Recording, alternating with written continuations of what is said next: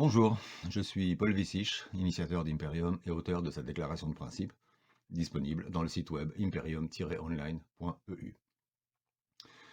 Après les deux vidéos précédentes, Pourquoi Imperium et le cap structurant, que je vous invite, si ce n'est déjà fait, à visionner avant celle-ci pour une meilleure compréhension, nous allons maintenant développer le post-capitalisme. Première précision, nous ne parlons pas ici d'anticapitalisme. On entend généralement par une condamnation morale du capitalisme. De fait, c'est un système qui engendre une forte inégalité sociale, la soumission des citoyens à une élite économique, le désenchantement du monde par la valorisation de l'égoïsme individuel, sans oublier bien sûr son productivisme à outrance qui détruit l'environnement. Tout cela est vrai. C'est un système immoral autant qu'un danger pour la planète, tout le monde est d'accord là-dessus, hormis peut-être quelques rêveurs toujours moins nombreux. Certes, mais ce n'est pas l'objet de notre propos. Rappelez-vous les mots de Spinoza. Il est impossible de déterminer par la pensée ce qu'ensuite la seule volonté suffira à mettre en pratique. Si donc un système, aussi immoral soit-il, n'était pas encore parvenu au terme de son cycle historique, il ne resterait qu'à prendre son mal en patience. Mais si ce rôle historique est bien révolu, ou en passe de l'être, on entre alors dans une autre dimension qui est, pour ce qui nous préoccupe aujourd'hui, celle du post-capitalisme. En résumé, l'anticapitalisme est une valeur, le post-capitalisme un moment de l'histoire. Nous avons vu précédemment que toute révolution historique était inéluctable. En toute logique donc, si le capitalisme achève son temps historique, comme semble l'attester un consensus de plus en plus large sur ce point, sans même parler de l'urgence écologique, nous devrions fatalement assister à son dépassement inéluctable. Seulement voilà, ce dépassement tarde à l'évidence à pointer, et la raison, nous l'avons expliqué dans la vidéo précédente. Il n'existe aucune classe sociale qui ait à y gagner, étant admis que chacune ne travaille qu'à son intérêt immédiat. Cela nous conduit à une impasse qui semble confirmer la célèbre citation d'Antonio Gramsci: « Le vieux monde se meurt, le nouveau monde tarde à apparaître, et dans ce clair-obscur surgissent les monstres. » Inutile de préciser qui sont les monstres en question. Si nous sommes bien dans ce clair-obscur, nous avons déjà déterminé qui peut y mettre un terme. Nous, le peuple souverain, par la voix de notre impérium, et personne d'autre. Il ne reste donc qu'à déterminer si nous sommes bien dans ce clair-obscur entre le monde capitaliste et son successeur post-capitaliste.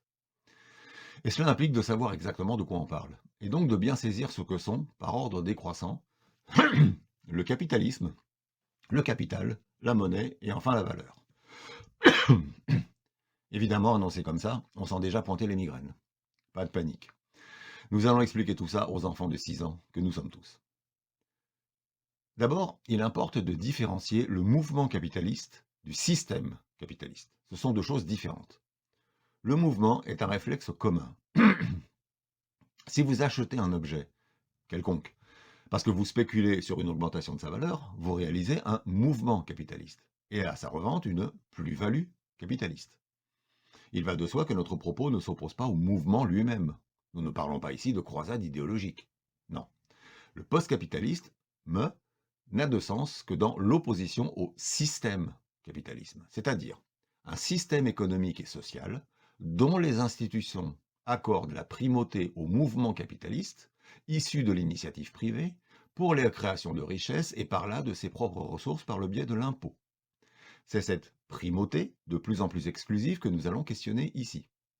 Nous ne parlons donc pas des errements du siècle dernier, productivisme planifié ou socialisation globale des moyens de production, mais d'une évolution vers une structure économique et sociale qui, sans nécessairement abolir le réflexe d'investissement capitaliste ni l'initiative privée, accorderait néanmoins leur place, partout où c'est nécessaire, à des systèmes alternatifs de production et d'échange actuellement phagocytés par le capitalisme. Plus spécifiquement pour la production des biens et services qui répondent aux besoins essentiels et aux charges contraintes qui handicapent le pouvoir d'achat. Ces besoins essentiels sont listés au paragraphe 2.6 de la déclaration de principe.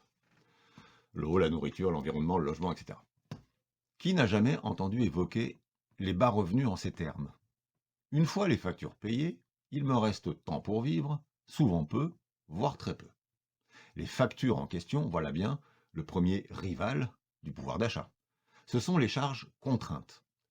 Dans un système capitaliste, elles partagent avec les charges consenties le fait de dépendre des mêmes lois de la plus-value capitaliste, ce qui est aberrant. Dans ces conditions, la seule voie possible d'amélioration du niveau de vie passe par les augmentations de salaire qui, par la suite, soit compromettent la compétitivité et donc l'emploi, soit se voient annulées par l'inflation. En clair, l'économie se comporte comme un chien courant perpétuellement après sa queue sans jamais l'attraper. On devine déjà à ce stade que la solution ne passe pas par une augmentation des moyens, mais bien par une réduction de ces charges contraintes, que laisse entrevoir un circuit économique parallèle basé non plus sur la plus-value, mais sur la seule réduction des coûts et les économies d'échelle. Le problème avec cette idée, c'est qu'ainsi énoncée, elle semble évidente. On peut donc logiquement en déduire que si c'était aussi simple, quelqu'un y aurait pensé depuis longtemps. Encore un bel exemple d'étonnement philosophique qui pousse à chercher là où ça coince. Et de là, logiquement, à vouloir comprendre ce qu'est exactement le capitalisme. Entre autres approximations, j'ai eu l'occasion de lire Le capitalisme, c'est du potentiel productif accumulé. En un sens, c'est vrai, mais pas dans le sens commun. Le profane imaginerait en effet ce potentiel sous une forme matérielle, des usines, des outils, etc. Or, c'est impossible, car toute chose matérielle s'use, se dégrade, ou finit dépassée par le progrès ou des procédés plus productifs. Impossible donc à accumuler. Il y a pourtant bien, à l'évidence, une accumulation capitaliste, comme en témoigne la transmission des fortunes d'une génération à l'autre. Et cependant, elle ne peut rien concerner de matériel, hormis quelques valeurs dites refuges comme l'or, etc. Comment résoudre cette énigme contre-intuitive? La seule conclusion possible est que le capital est par essence immatériel. Ce n'est pas possible autrement. Et là, l'esprit rationnel se braque. Et c'est là que, une fois encore, notre petit jeu de métaphores simples et parlantes aidera à éclairer comment le mouvement capitaliste naît justement de ce constat. Disons donc que je possède une pomme. Dans ce fruit, je possède deux choses distinctes. D'abord, le fruit en tant que tel, que je peux manger. Ou bien un moyen d'échange potentiel si je convoite autre chose de valeur comparable. Ma pomme renferme donc, d'une part, une valeur d'usage, d'autre part, une valeur d'échange. Admettons pour simplifier qu'elle vaille 1 euro. En clair, il s'agit donc bien de monnaie, à hauteur d'1 euro. Mais en l'occurrence, cette monnaie-là présente un gros défaut, car elle va se déprécier dès que la pomme se gâtera. C'est ce qu'on appelle typiquement une monnaie fondante. Et c'est la raison pour laquelle on ne peut pas l'appeler capital. Marx utilisait le mot trésor. En termes plus actuels, je parlerai pour ma part de possession. C'est pour transformer cette simple possession en capital que va intervenir ce qu'on appelle le mouvement capitaliste. Comment fonctionne-t-il? Eh bien, en pratiquant là encore une opération bien contre-intuitive. La pérennisation de ma possession commencera nécessairement par une dépossession. Et oui, de façon tout à fait logique, je dois me débarrasser de cette pomme avant que la nature ne m'en prive. Pour cela, je peux la céder, par exemple, contre paiement d'une pomme fraîche le lendemain. En réalisant la même opération chaque jour, le raisonnement est certes simplifié à l'extrême, mais c'est pour aider à comprendre, eh bien, je réaliserai un chiffre d'affaires annuel de 365 pommes qui m'assurera un capital de une pomme, ou plutôt 1 euro, la valeur de ma possession pérennisée par le mouvement perpétuel de dépossession-repossession. C'est ce qu'il est convenu d'appeler investissement et retour sur investissement. On voit bien ici la nature immatérielle du capital. Il n'est en effet matérialisé dans aucun fruit qui ne fait que transiter par mes mains avant de disparaître. Sa substance n'est rien d'autre que le simple fait de disposer à tout moment d'une pomme, jamais la même, ou plus exactement de son équivalence en valeur d'échange. Dit encore autrement, la substance de mon capital est un droit, rien d'autre qu'un simple droit, à hauteur de 1 euro dans notre exemple, sur une pomme, ou quoi que ce soit d'autre du même montant. On voit dans ce mouvement la pérennisation de la valeur, mais pas encore son accumulation. Pour cela, il faut considérer que dans la réalité, l'investisseur capitaliste ne se limitera évidemment pas à un simple échange de pommes. Il multipliera ses produits et ses clients, mais surtout, le retour sur investissement ne s'effectuera pas au moyen du même produit, mais par un autre de valeur équivalente et spécialement conçu pour l'échange, et qu'on appelle la monnaie. Et là, l'accumulation devient évidente. Par la spéculation d'abord, c'est-à-dire parier sur le fait qu'un produit acheté aujourd'hui vaudra plus cher demain, mais surtout par l'intérêt, c'est-à-dire l'exigence de retour d'une valeur supérieure à celle investie, sous l'alibi de la prise de risque. Effectivement, un débiteur peut faire défaut, et la perte peut être compensée par les intérêts des autres. Je dis cependant alibi car, si c'était la seule justification, eh bien, en toute logique, l'intérêt n'assurerait que la simple pérennité du capital et non son accumulation. Quoi qu'il en soit, l'important est l'essence immatérielle du capital. Nous l'avons vu, celle-ci n'est constituée que d'une simple équivalence en valeur d'échange, ce qu'il est convenu d'appeler valeur monétaire. Et là, l'esprit rationnel se braque encore. Comment? L'argent immatériel. Donnez-moi un peu plus de cette chose immatérielle, et c'est très matériellement que je vivrai mieux. Certes. Et pourtant, ce paradoxe apparent se résout très facilement. C'est tout aussi matériellement, par exemple, qu'on se sentirait mieux ou moins bien selon que l'on gagne ou perde quelques degrés centigrades. Et pourtant, le degré n'existe pas. C'est l'évolution de la température qu'on ressent, une grandeur bien physique, elle. Le degré centigrade, lui, n'est qu'une création humaine. La nature ignore tout d'une telle échelle, l'évolution de la température suivant une pente continue. Ainsi en va-t-il de l'argent qui n'est rien d'autre qu'une échelle, tout comme le degré Celsius. Ce n'est pas l'argent lui-même, mais ce qu'il mesure qui impacte nos vies. C'est cette réalité que recouvre cette affirmation obscure qui parcourt le web, l'argent n'existe pas. Et non, comme le degré, il n'existe pas. Ce qui n'aide pas vraiment à l'apercevoir, c'est la confusion fréquente entre l'argent et l'une de ses nombreuses formes, les pièces et les billets de banque. Pourtant, il suffit là encore de quelques raisonnements simples pour dépasser cet amalgame. D'abord, le fait que l'argent liquide ne représente que 10% environ de la masse monétaire totale en circulation. Mais alors, sous quelles autres formes existent les 90% restants? Ensuite, réfléchissons un instant à ce petit défi à la logique. En tenant entre vos doigts un billet de 10 euros, dites-vous bien que l'affirmation « je tiens 10 euros dans ma main » est fausse. Oui, fausse. Car quelle que soit la nature de l'objet que je tiens entre mes doigts, je n'en tiens qu'un seul et non pas 10. Oui, mais ça vaut 10 euros, me direz-vous. Eh bien oui, justement, ce n'est pas. Ça vaut. On retrouve notre équivalence de tout à l'heure. Nous tenons donc un objet, appelons-le billet, qui n'est pas, mais qui vaut 10 euros. Nous l'échangerons peut-être contre un autre objet valant aussi 10 euros. Une bouteille de vin, par exemple. Ce qui veut dire que nous échangerons deux objets qui ont en commun d'avoir la même équivalence exprimée en euros. Des euros qu'on ne voit eux-mêmes nulle part. D'où ce paradoxe. Dans l'échange de ces deux objets, un seul est appelé produit et l'autre moyen d'échange. Mais si les deux sont pareillement des produits, dire que j'achète le billet en le payant avec l'autre produit comme monnaie a autant de sens économique que l'inverse. L'échange est parfaitement réversible. Le billet n'est donc pas un moyen d'échange par nature. C'est un objet de consommation comme n'importe quelle autre marchandise, qui a juste la propriété de voir son équivalence monétaire inscrite dessus, et n'est réputé moyen d'échange que parce qu'il a été créé que pour cet usage, et accepté comme tel par tous. Là où ça coince en réalité, c'est dans la confusion entre l'argent moderne et sa forme ancienne, par exemple une pièce d'or. Bon là c'est pas une vraie, c'est juste une simple médaille pour figurer notre pièce. Beaucoup voient ces deux objets comme identiques par nature, alors qu'ils sont en fait très différents. La pièce contient la valeur dans son métal même. On comprend facilement que, pour acheter deux bouteilles, il me faudra deux de ces pièces, ou alors une seule, qui fasse exactement 2 fois la masse de celle-ci. Alors qu'un billet de 10 euros est loin d'avoir 2 fois la taille d'un billet de 5 euros. C'est que dans leur cas, la valeur n'est pas contenue dans l'objet, mais juste écrite dessus. Ce ne sont finalement que de simples bons d'achat à hauteur du montant indiqué. La seule différence de nature avec ceux émis par un magasin est qu'ils sont acceptés partout, pour n'importe quel produit et sans limite de validité. Mais dans tous les cas, le véritable argent, lui, s'est totalement évaporé de l'échange, et n'est plus exprimé qu'en termes d'équivalence pour chaque produit, pièces et billets compris.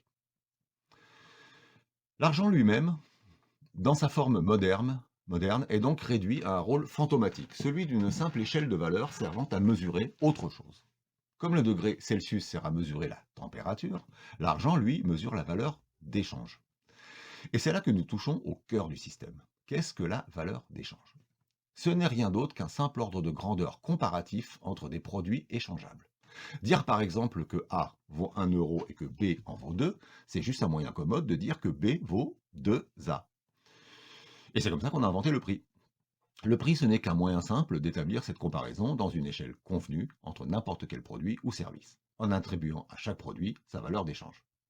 Que cache cette valeur d'échange? C'est justement ce qui nous intéresse ici. Tous les économistes qui se sont penchés sur le concept de valeur se sont en fait surtout intéressés à sa source. La fameuse valeur travail, notamment, vient de là. Mais, pour ce qui nous concerne, ce n'est pas sa source qui nous intéresse, mais sa nature. En première intuition, on devine que la valeur échange, ou plutôt sa grandeur, évalue la force d'une demande pour un des objets de l'échange. Plus la demande est forte, plus la valeur d'échange, qui en donne la mesure, et de là le prix que le demandeur est prêt à payer, est élevé. En clair, le prix traduit dans une échelle numéraire convenue l'ampleur de la convoitise que suscite le produit proposé. C'est de là que vient le prix des choses, et non de leur coût de production, comme on le croit souvent à tort, qui ne font que s'adapter après coup. La valeur d'échange agrégée de toute la production d'un pays s'appelle le produit intérieur brut, le fameux PIB. Il y a d'autres indicateurs comme le PNB, mais sans intérêt ici. Le PIB mondial tourne à peu près autour de 75 000 milliards d'euros, soit environ 10 fois la valeur estimée au cours actuel de tout le stock d'or de la planète. Cela dit assez que la richesse mondiale est bâtie sur une vue de l'esprit. Cette vue de l'esprit ne peut cependant que continuer à croître sans fin, sinon plus d'investissement et le moteur économique cale. L'augmentation continue du PIB est appelée croissance économique, qu'on associe généralement à la création d'emplois et au pouvoir d'achat. Contrairement à une idée reçue, donc, la croissance ne désigne pas obligatoirement celle de la production, mais celle de sa valorisation, autrement dit de la somme agrégée de tous les prix que tous les convoiteurs sont prêts à payer pour ces produits. C'est ce qui explique notamment les croissances obtenues par raréfaction de l'offre quand celle-ci a pour effet de faire s'envoler les prix. Que la production augmente ou se réduise, l'essentiel est que la croissance de sa valeur d'échange globale, elle, soit continue. Et c'est précisément à ce point qu'apparaît un casse-tête logique. La valeur de la masse monétaire mondiale reflète celle du PIB mondial, déjà 10 fois supérieure à celle de tout l'or du monde. Imaginons un instant que nous revenions à l'usage de l'or pour nos échanges. Cela provoquerait une décroissance spectaculaire de 90%. Ou alors il nous faudrait 10 fois plus d'or. Avec un PIB décuplé, soit dans quelques générations selon le scénario, il nous en faudrait 100 fois plus, et ainsi de suite. La chose est évidemment impossible, mais même dans ce cas, nous serions alors confrontés à un problème inextricable, car l'or finirait par changer de statut, passant de rare à abondant, et donc sans valeur. Voilà le dilemme. Si la valeur d'une masse monétaire physique devait croître au même rythme que celle de la production, elle finirait immanquablement par perdre la source même de sa propre valeur, à savoir sa rareté, et le système calerait. Tout le casse-tête du système monétaire actuel et du système capitaliste pour lequel il est conçu est de parvenir à réaliser ce petit miracle, parvenir à rendre la rareté abondante. Autrefois, quand le monde offrait plus de richesses à convoiter que d'or disponible, tout allait bien. Et la découverte de nouveaux gisements d'or dopait l'économie. Aujourd'hui, c'est la démesure de la masse monétaire qui menace l'économie. Car, pour résoudre ce casse-tête, on a inventé l'argent qui n'existe pas. Du moins pas encore. Car pour régler le problème, il suffisait de créer l'argent avant la richesse correspondante. C'est ce qu'on appelle le crédit, trop souvent confondu avec un prêt. Or, ce n'est pas du tout la même chose. Quand on prête quelque chose, cette chose existe obligatoirement déjà, alors que l'argent crédité, lui, sort de nulle part. Il est créé à partir de rien. Concrètement, ce n'est qu'une simple ligne ajoutée à un compte bancaire. Si votre banquier vous fait crédit, du latin credo, je crois, c'est qu'il croit justement que vous allez ensuite créer la valeur correspondante, qui sera matérialisée dans ce que le langage courant appelle remboursement, et que l'économie nomme plus justement destruction monétaire, le crédit initial étant une création monétaire. Mais alors direz-vous, si l'argent est créé pour l'occasion et détruit à la fin, où est la nouvelle valeur? Eh bien, c'est celle que vous aurez réussi à créer au moyen de ce crédit. Créer à partir de rien l'argent avant la richesse correspondante, c'est le tour de passe-passe qui a permis de résoudre le dilemme logique de la rareté abondante. Et là, l'esprit rationnel se braque encore. Mais alors dans ce cas, pourquoi ne pas créer tout simplement l'argent dont on a besoin? Parce que l'inflation se chargerait de l'évaporer à peine créée. Si de la richesse réelle équivalente n'est pas créée en regard. Et même si c'était le cas, nous ne serions de toute façon pas bien lotis. Voyons cela à travers un exemple simple. En 2018, une bouteille d'un grand cru de Bourgogne a été adjugée à New York 482 000 euros. Passons sur le côté immoral de la chose pour prêter attention à ce petit miracle. La génération spontanée de 482 000 euros sortis de nulle part. Ceux qui ont servi à payer la bouteille existaient déjà. En revanche, ceux qui correspondent à la nouvelle valeur de la bouteille, qui devient dès lors négociable pour ce prix, sont bien tombés du ciel. Pour être précis, cette valeur nouvellement créée est un peu plus faible, car au début de la vente, la bouteille était déjà estimée à 28 000 euros, ce qui était déjà immoral, mais bon. C'est donc la différence qui est créée, soit 454 000 euros, non seulement miraculeusement sortie du néant, mais aussi appelée à s'apprécier avec le temps, à condition évidemment de ne pas boire le vin. Voilà pourquoi on ne peut pas mettre ailleurs l'argent du capital comme le scandent certaines revendications sociales. Comment répartirait-on cet argent? En vin, qui disparaîtrait à peine bu? En parpaing, si on parle d'argent matérialisé dans un bâtiment? Etc., etc. Ça aurait à peu près autant de sens que de vouloir prélever des degrés Celsius au Sahara au prétexte qu'il y en a trop, pour les mettre en Sibérie, où il manque. Quand on dit que l'État met de l'argent sur la table, cela fonctionne de la même façon. Vous-même pouvez vous y amuser. Signez une reconnaissance de dette au porteur de 1000 euros, et vous venez de créer 1000 euros de toutes pièces, sortis du néant, puisque ce papier devient négociable pour ce montant. La seule contrainte, c'est qu'après, vous devrez allonger de la valeur réelle pour un montant équivalent, sinon, eh bien, elle sera prélevée sur vos biens. Car la valeur de la masse monétaire ne peut excéder celle du produit réel, sinon l'inflation rétablit l'équilibre au détriment de la valeur de l'argent. On pourrait opposer que les augmentations de salaire serviraient à doper la consommation et donc à la création de valeur réelle. Oui, mais elles se perdraient dans des importations qu'il faudrait compenser par d'autres richesses produites ici, et on tournerait en rond. C'est un vieux débat qui divise les économistes entre les partisans de la reprise par la demande ou par l'offre.